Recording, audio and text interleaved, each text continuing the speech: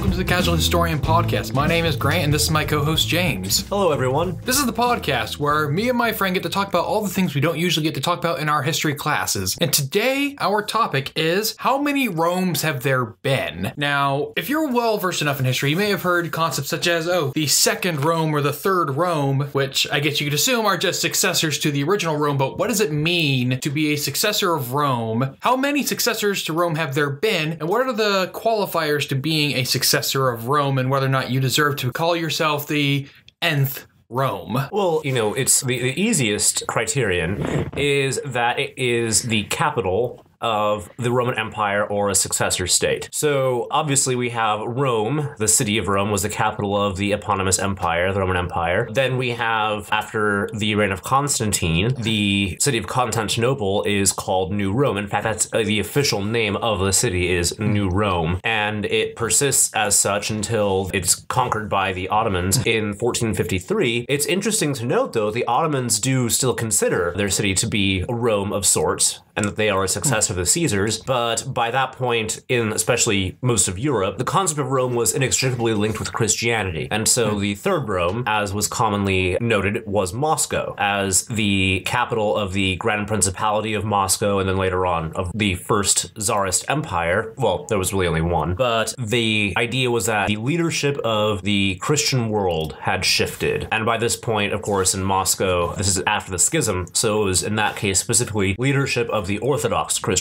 world. I find that restricting what can be considered a Rome to the Christian religion, I think, is a bit ignoring of greater Roman history. The fact that the first and original Rome was pagan. It was pagan for a very long time. It was, in fact, only Christian for a short while it was actually Rome itself. So I'm thinking the Ottomans do have, I think, almost a stronger claim to the title of being a Rome than Russia does, because I believe when Russia declared itself to be Rome, which Tsar was it?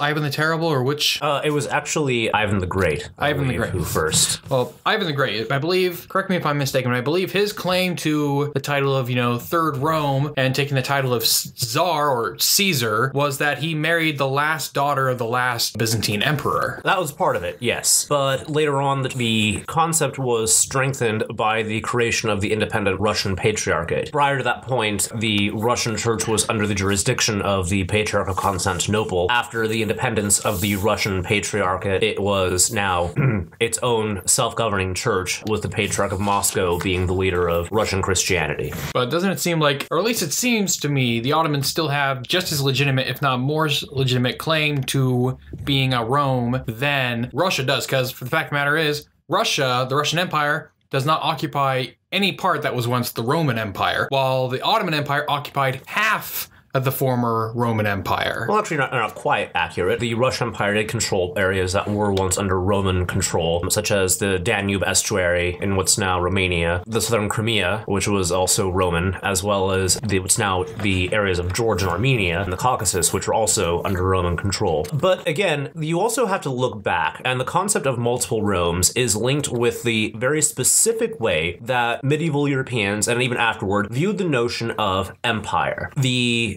notion was that there was really only one, or maybe by the end, a few empires in existence that had the legitimacy to be called empires. Historiographically, we'll read about a Spanish empire, we'll read about a British empire, but strictly speaking, they weren't empires in the oldest sense of the meaning because they weren't ruled by emperors. So looking, to the West in a political sense, you have the Western successor to Rome in what was called the Holy Roman Empire. The idea that the emperor was the highest ranking political figure in specifically Western Christendom. You certainly had other kings in France, in England, Spain, etc. But the emperor was according to the old idea of things, was the leader, the political leader of Christianity. But because, in the West, there was a different structure in mind, he was still at times considered, at least by the clergy, to be subordinate to the emperor. So I guess maybe we need a clear definition of what does an empire, a polity need in order to claim successorship to Rome exactly? Because when we, like with Russia, it's a large part of its claim was based on dynasty, relation to a previous Rome. And though it did control parts of Rome, it controlled those parts on and off. And a lot of those parts would end up being taken by a body that I still say more deservedly earns the title of a Rome than Russia, being the Ottomans, which occupied parts of Roman territory. So I guess, how should we define the parameters of you need at least this many things to be a Rome? Well, okay, so first off, remember that in the West, Rome has two areas, right? There's a political and there's a religious successorship. So for a political one, not even necessarily looking at polities, we can look at cities that have been successors to Rome to an extent. So an example of that would be the cities of Milan and Ravenna in northern Italy, both of which served at times as alternate capitals of the Western Empire from Rome itself. Another example is the city of Avignon in southern France, which was for a time the location of the papacy when, due to Rome descending into chaos, like that's never happened before, took up residence in southern France at Avignon and actually provoked a schism in the papacy, eventually a three-way schism that had to be healed at the council. I think it was the Council of Lausanne. I may be wrong there. I'd say the religious element, at least in the West, that would seem to be a necessity. But then again, I like to bring back the fact that the original Rome was pagan. So I'm not certain if religion is a strong enough or is a necessary requirement to claim Rome status. Well, I think that it actually is, because by the time the idea of the notion of the empire being transferable and that there could be successors to it is firmly rooted in a Christian idea. As we mentioned in an earlier podcast, from the standpoint of people who lived within the empire, even after its partition between East and West, there was only one empire, just two emperors.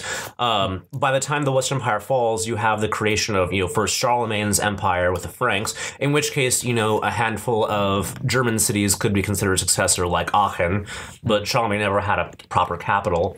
And then you have the Ottonian Empire as the Holy Roman Empire, which would last until the early 1800s, claiming it, which also only controlled a portion of Roman territory in Germany and, for a time, northern Italy. But for the medieval Christian concept was that the successorship to Rome, or the translatio imperii, was that you had to be recognized basically by the Pope and other monarchs to an extent as the emperor, and that you were accorded with deference. And that remains in place until the early 19th century. In the Christian world, there were only considered to be two, maybe three emperors. The Holy Roman Emperor, the Russian Emperor, and also, yes, the Ottoman Sultan. But the Sultan was viewed less as a successor to Rome in his emperorship as he was the successor of the caliphs of Islam. The concept of another Rome I've been toying around with in my head is the English concept of a Rome. Now, England never really claimed this concept to being a new Rome much at all, but they do hold some very potential claims for it, such as with Emperor Constantine cutting his teeth in Britain. The emperor that brought Christianity to the empire, or at least the one that made it the religion of the empire, comes from Britain. Britain served as a base of operations very much for Roman emperors, or at least Roman emperors would always get sent off to Britain if they needed to prove a military worth. Like, you need to earn some kind of honorific title, and Britannicus is the easiest one to get.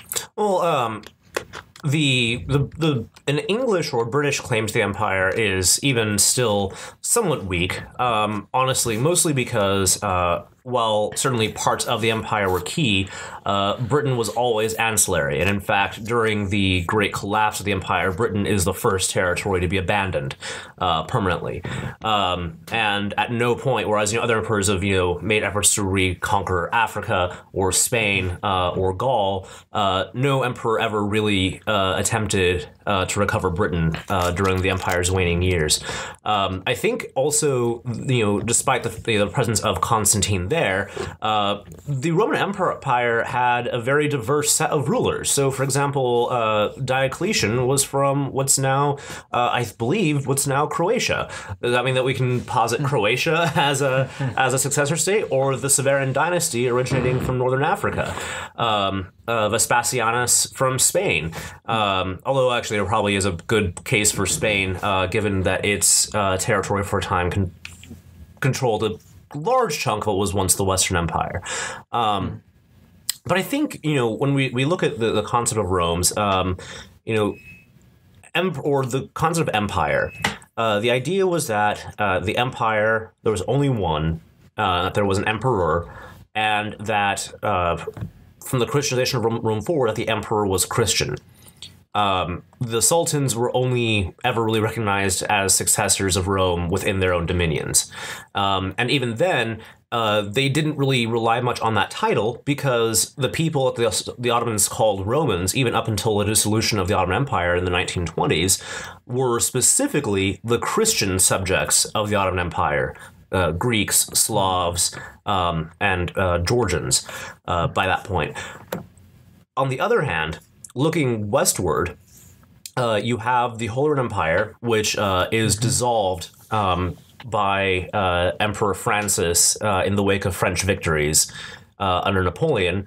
But he assumes the title of Emperor of Austria, which, maintains a lot of the same symbols, double-headed eagles, etc., and persists until 1919, when the Austro-Hungarian Empire is dissolved and breaks up. Interesting. The most of the reason I was playing around with this idea of the Anglo-Roman connection, Britain's claim to Rome, is mostly in my head thinking, could America claim to be the fourth Rome? No. Even with our Anglo connection to Constantine, and then, we're the ones that reestablished But Constantine himself wasn't English. Mm-hmm. He was a Latin who was raised in a territory that was, by dominant culture, Latin and Celtic. The England we're succeeded from is an England that was Anglo-Saxon and ruled by Normans. It's a very, very, very loose connection. And then also, the fact is that an empire is a monarchy. It's a monarchy. We don't have a monarch. Yeah, well, the French had their empire even after Napoleon was gone. Just the Louis Napoleon III. Well, that was as well. But that was also a second empire. Yes, and they still claimed an empire even after they became a republic again. Well, they had a colonial empire, but they did not consider themselves to be an empire. Or the fact that the first Rome built an empire before it had emperors. Yes. Well, no. Don't forget that the title emperor, which comes from the Latin imperator, literally simply means commander. And it wasn't until Octavian that the idea of it being a central monolithic figure with both political and military power came into being. There were emperors or imperators before Octavian. He was the first one to claim it in a singular fashion and for it to carry both military and political weight. I'm going to keep calling America the Fourth Rome because I know this is a podcast and you can't see it, but I'm raising a particular finger. No, I don't even think that. Calling America the Fourth Rome is very sketchy because there has to be a succession. Moscow claims to be the third Rome, but via succession from Constantinople. Where's America's link? Neither London nor York nor Canterbury have ever claimed to be a Rome. Canterbury has the best case, by the way, as it's the center of the Church of England. And what city would it be that inherits it? And also you're leaving out Vienna, which has by far a better claim to be a Rome than any American city. I would say America would inherit the title of Rome more from a kind of, for lack of less hippie-sounding words, a spirit of Rome, considering that we reestablished republicanism on the world scale, the style of government that Rome is most famous for before, people decided, hey, I can be in charge for life. Let's not, give Rome too much credit about republicanism, because the Roman Republic was an oligarchic republic, not a democratic one. And if we want to talk about great republics that mattered on the world stage, well, the one that actually made a bigger mark on the world stage before we did would be the French Republic, the first one, not us. And that'll be a subject for another podcast. But when was France a republic before the United States? I didn't say that France was a republic before us. I'd say that France's impact on the global stage was made before us. Ah, yes. The independence of obscure Atlantic colonies mattered far less than a republic that shook up the entirety of Europe for 20 years. Well, we will get further into that discussion a few weeks from now, but I guess let's wrap up this question of how many Romes have there been, and let's just sort of count them out, the people who have the strongest legitimate claims to Romanship. Okay, so obviously the city of Rome itself, and I'm going to cast as broad a net as possible here. Constantinople, the capital of the Eastern Empire, and also officially titled New Rome. Moscow, the capital of the Russian Empire, as well as the center of the Russian Orthodox Church. And those are the three commonly cited ones. And now we get to, others. The cities of Milan and Ravenna in northern Italy as other Western capitals. The city of Nicaea or Nicaea in northern Turkey, which was an alternate capital for the Eastern Empire. Avignon as the center of the papacy during its exile from Rome. The city of Vienna as the capital of the Austrian Empire and before that the Habsburg dominions. The city of Frankfurt and the city of Regensburg in Germany, as well as Aachen. Aachen being one of Charlemagne's capitals. Regensburg and Frankfurt being the seats of important organs of the Holy Roman Empire. And just to be nice, I'll be nice, quote unquote, I will include Paris and Berlin on my list. I understand the Paris connection from the, I believe, 3rd century, the chaos of the 3rd century AD, when the empire basically split into three. Paris, I believe, was the capital of the Frankish or Gaulish Empire, which was that not what you're counting? No, I'm not counting it for that. The capital of Gaul during the Christ 3rd century, the Western Gaulish Empire, I believe, was centered at Lyon. Well, I guess I might make Lyon a contender, but we'll leave that aside. No, Paris, because of the Napoleon, and we haven't talked much about him, Napoleon actually did see himself as a successor to Rome to an extent, in that he wanted a legalistic republic that became an empire to be the norm. You look at the other empires at the time, in Turkey, in Russia, and Austria, they're all despotic. There's no concept of limitation. Napoleon would eventually start to chafe under that as well. But the idea was that there would be a written law that would govern how the empire worked, which was a Roman concept. And Berlin, of course, I'm including because Berlin was the capital of the unified German Empire from the 1870s with its ruler, a Kaiser, which is German for Caesar. Ah, yes. All right, so I guess, unfortunately, I lost count of how many Romes that was, so I'll let the audience. Like 10 or so. I don't know. We'll let you guys count the number of cities mentioned and tell us how many Romes there are if there's anybody listening. All right then, this has been the Casual Historian Podcast. If you enjoyed this episode, then give us a rating and a review on iTunes. You can also find this podcast on the Casual Historian YouTube channel. And you can follow the Casual Historian on Facebook and Twitter. And go to casualhistorian.com for more content like this. You can email any comments, questions, or business inquiries to casualhistorian@gmail.com. Thanks for listening.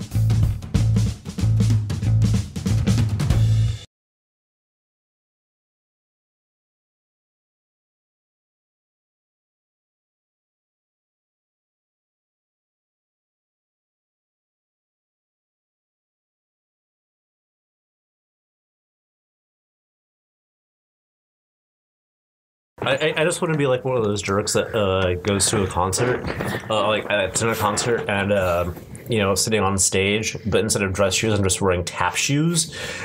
And so I'm just like tap, tap, click, click. And especially when it's like a really, really high tempo piece, so just like click, click, click, click, click.